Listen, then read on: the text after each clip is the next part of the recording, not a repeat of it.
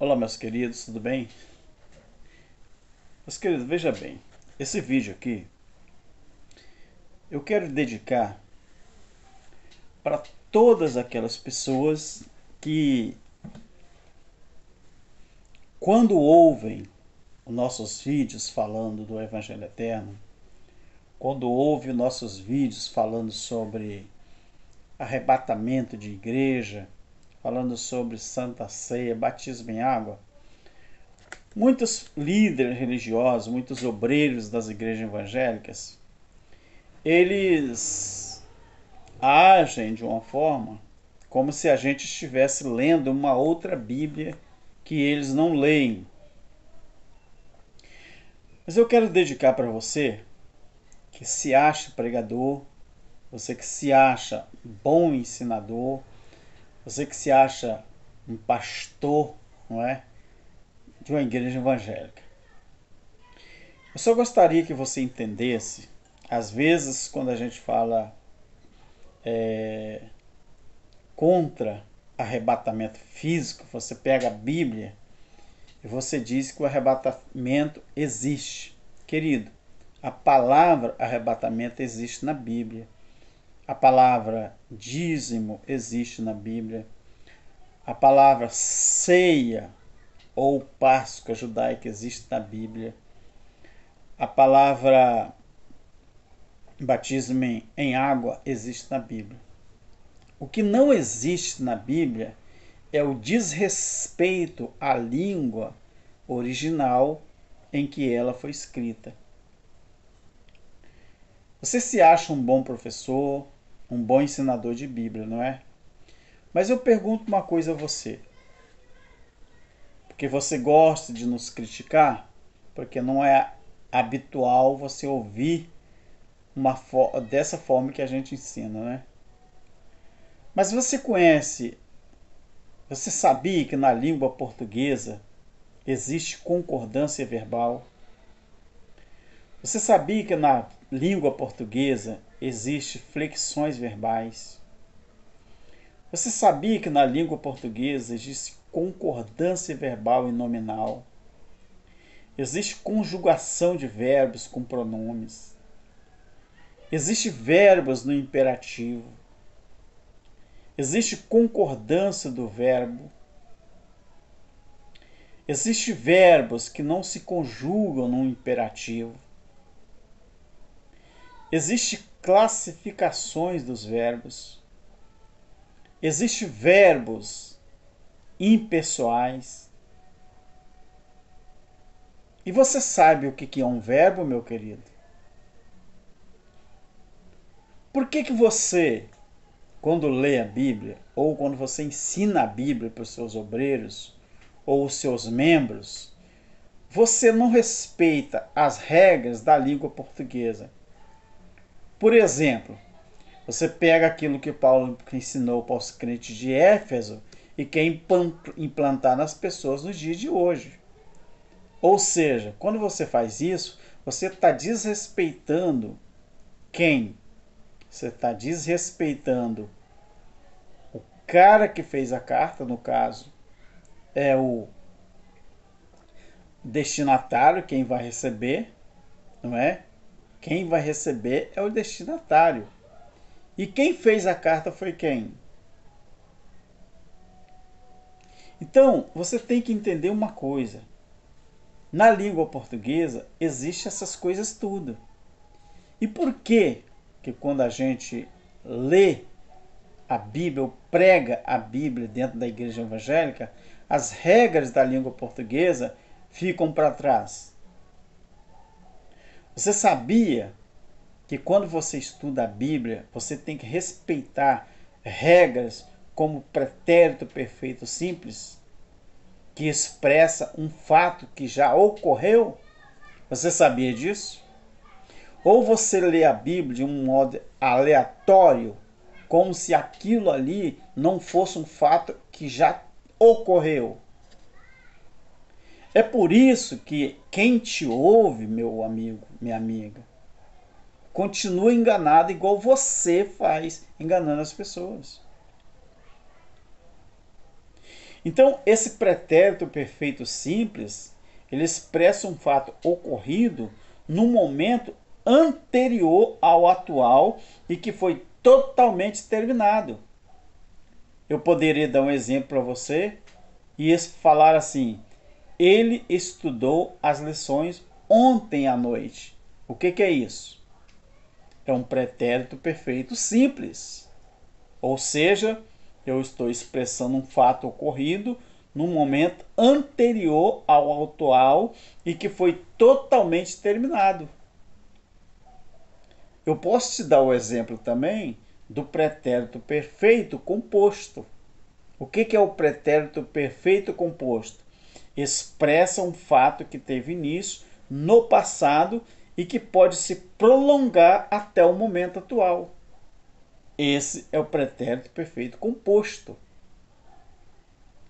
Agora, o que o sistema religioso, inclusive você que não entende a Bíblia e acha que entende e fica zombando da gente, quando a gente tenta explicar para a pessoa que toda vez que a gente estuda a Bíblia, a gente tem que respeitar as regras da língua portuguesa.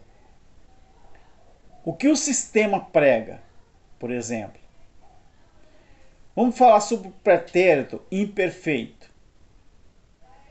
O pretérito perfeito do indicativo se refere a um fato ocorrido no passado, mas que não foi completamente terminado, expressando assim uma ideia de continuação ou continuidade e de duração no tempo. Isso é um pretérito imperfeito. Isso aqui é o que o sistema prega. Inclusive você, pastor, que gosta de criticar, que gosta de nos julgar, você não entende nem a língua que você fala. Aí você fica tentando ou querendo nos desclassificar como estudante da palavra? É isso? Então, querido, isso aqui é usado em lendas. Esse negócio de pretérito imperfeito, isso é usado em lendas, é usado em fábulas e confere um caráter mais polido a pedidos e informações. Então, o pretérito perfeito é um tempo verbal do modo indicativo. Um verbo conjugado no pretérito perfeito do indicativo indica que a ação verbal aconteceu num determinado momento do passado, tendo seu início e o seu fim no passado. Lembre-se quando Jesus diz sobre a geração, ele diz assim: isto que eu falei para vocês vai acontecer nesta geração. O céu e a terra passa, mas a minha palavra não passa. Você lembra quando Jesus disse: estai vós apercebido para que aquele dia não vos ponha de surpresa? Você não respeita as regras da língua portuguesa, no caso o pretérito perfeito, não é? Você não respeita o destinatário, você não respeita, não é? Então, uma coisa eu quero falar para vocês. Isso aqui é para você, eu fiz especialmente para vocês que gostam de criticar a gente, não é? Sem nem mesmo entender as regras da língua portuguesa, que é que você fala o português. Outra coisa, eu posso dar um exemplo para você sobre o pretérito perfeito. Vou dar um exemplo para você.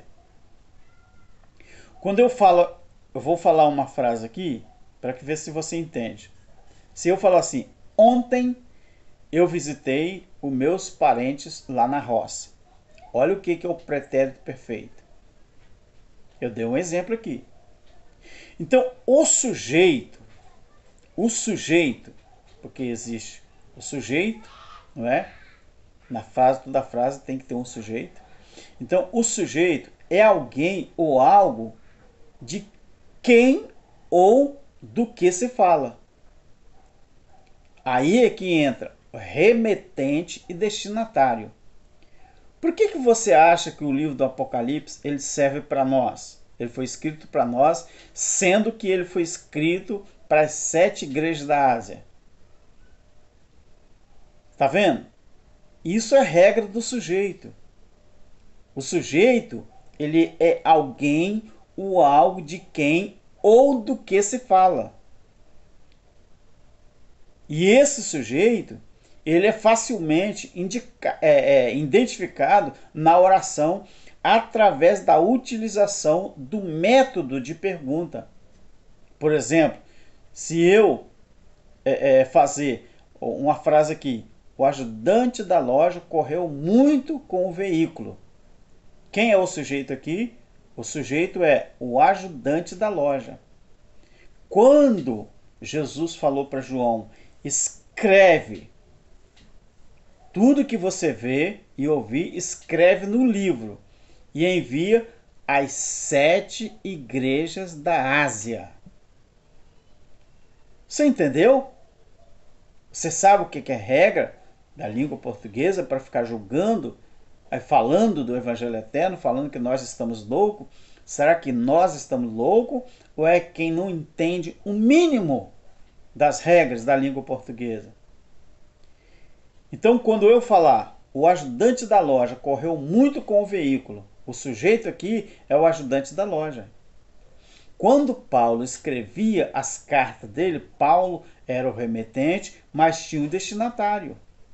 3 epístolas, todas elas tinham um destinatário.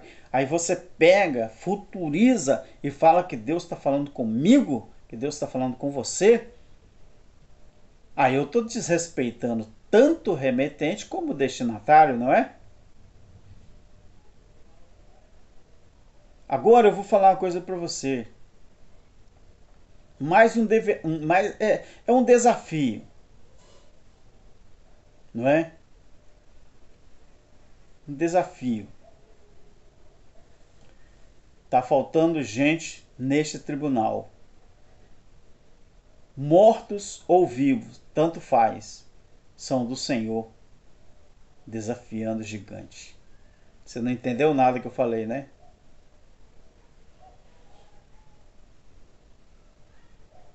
Fazer mais um desafio com você. Tá faltando, dentro das igrejas evangélicas, alguém que respeite as regras da língua portuguesa. Tá faltando muito isso. Então, querido, toda vez que você lê alguma parte da Bíblia, por favor, você respeite a regra da língua portuguesa. Não é? Nós temos na língua portuguesa uma situação que é a conjugação dos verbos, né, na nossa língua. Existem pessoas verbais, não é? As pessoas verbais que são também chamadas de pessoas gramaticais, né? Ou pessoas do discurso, indicam a posição de uma pessoa na comunicação. Por exemplo, nós temos a primeira pessoa que indica quem fala. Você já viu nas cartas de Paulo que sempre ele se apresenta como quem está escrevendo?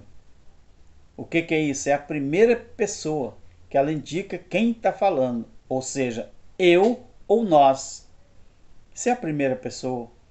Na segunda pessoa, você tem ali o indicativo com quem se fala, ou seja, tu ou vós. E na terceira pessoa, você tem ali, indica de quem se fala. Por exemplo, ele e eles.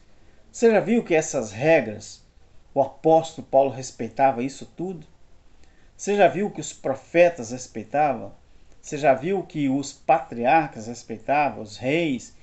Então, toda vez que Jesus ele mencionou a Bíblia, ele mencionou, escreveu alguma coisa, ele sempre tinha um verbo ali do qual ele usava, que eram as pessoas verbais, ou seja, as pessoas do discurso, que indicava a posição de uma pessoa na comunicação.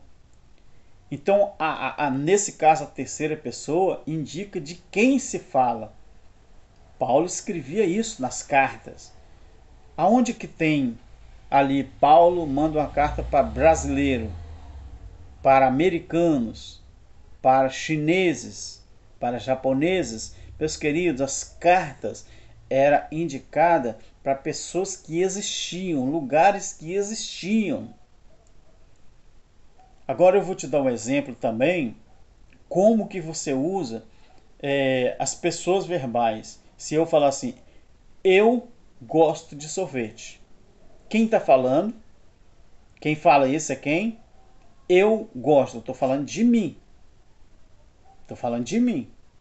Isso é exemplo de pessoas verbais. Se eu falar, tu gosta de sorvete, com quem se fala? Eu estou perguntando, eu estou fazendo a afirmação. Tu gostas de sorvete? Então, eu estou falando o quê? Com quem se fala. Quem fala, eu gosto de sorvete. É quem fala. Se eu falar, ele gosta de sorvete, é de quem se fala. Então, por quê? Por quê? Tanto quem fala, com quem se fala, de quem se fala, não é respeitado dentro das igrejas. Os pastores falam assim, tá vendo, irmãos, o que Deus está falando para mim? Ou seja, está falando para nós?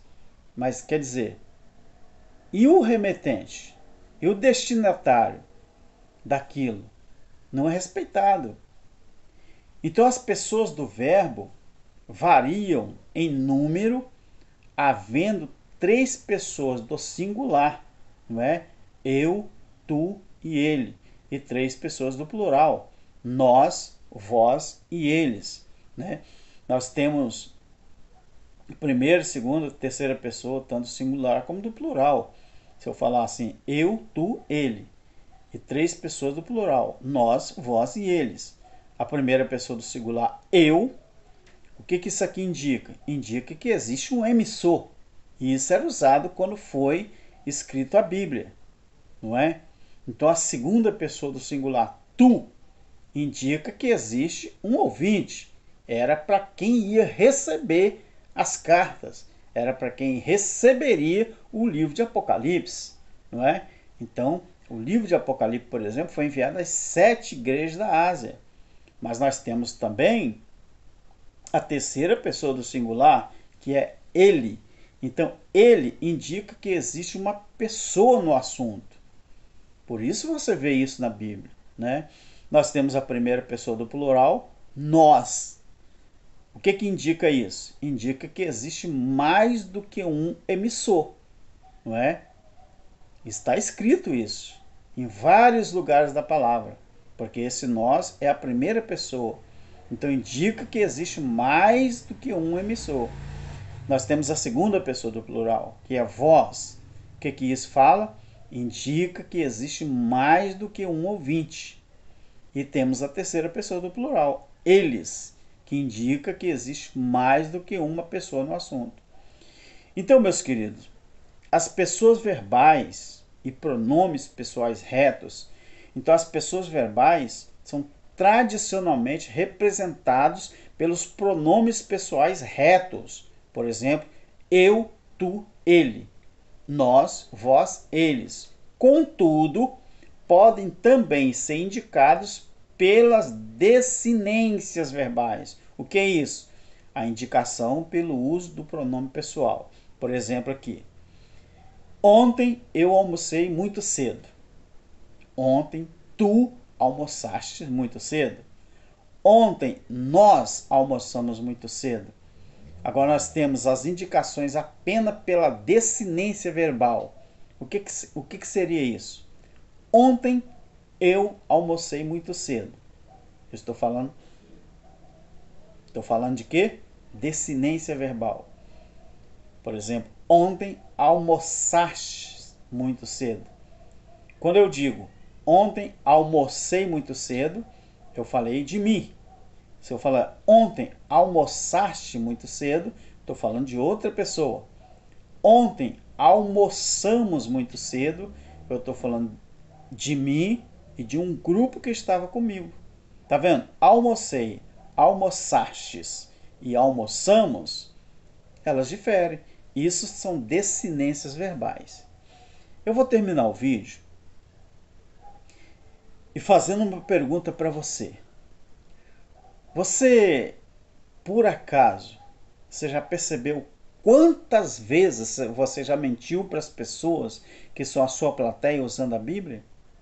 Coisas que não é para você, não é para mim, e você fala que é para nós? Por quê? Porque você não entende nem a língua que você fala. Aí você faz o quê? Faz uma grande pizza e quer entregar para os outros e obrigar os outros a comer. Aí eu te falo, querido, não é desse jeito. Esse vídeo é especialmente para você que critica, que zomba, que grita. Se fosse possível, pegaria a gente pelo pescoço e até não sei o que faria com a gente, tá? Mas Deus que te abençoe e vai abrindo o seu entendimento aí, tá bom? Tudo de bom, fique em paz. Amém.